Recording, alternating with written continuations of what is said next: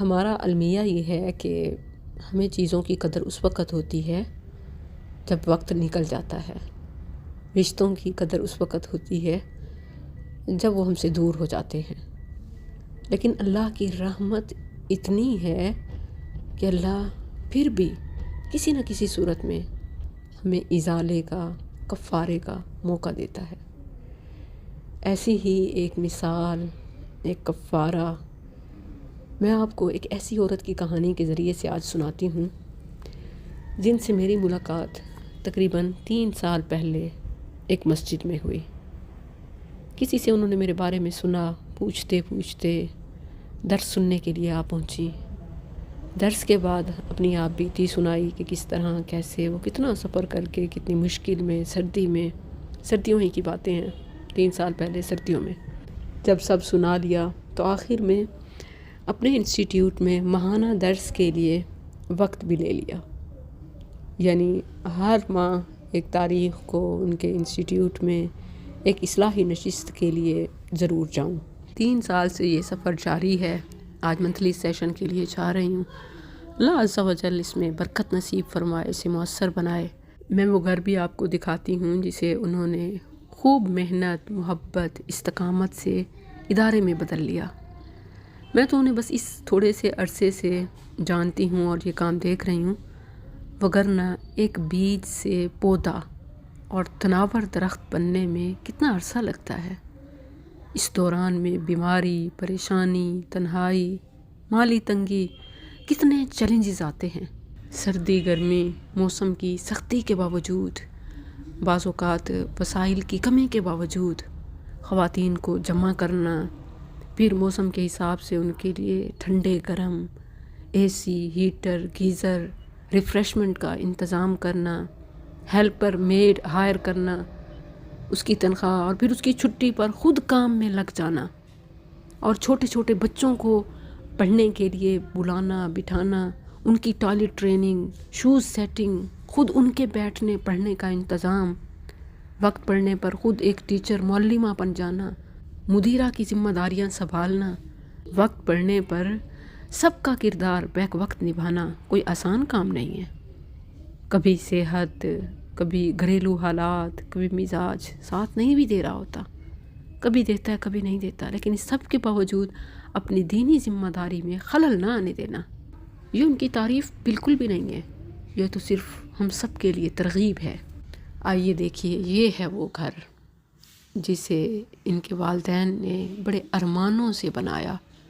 آپ دیکھ سکتے ہیں کہ یہ روایتی ثقافتی انداز میں تعمیر، تزئین، پھر وقت اجل آیا تو سب چھوڑ گئے۔ بچے چاہتے تو وراثت بناتے، بانٹتے، کھاتے، مگر سب نے تقسیم سے پہلے والدین کے لیے صدقہ جاریہ کے لیے ایک متفقہ فیصلہ کیا کہ اس آبائی گھر کو صرف اپنی اولاد میں بانٹنے کے بجائے امت کی اولاد کے لیے وقف کر دیا جائے۔ فیصلہ تو پھر بھی شاید آسان ہو، ایک ہی قربانی ہے، ایک وقت دینی پڑتی ہے، لیکن نبھانا بہت مشکل ہے،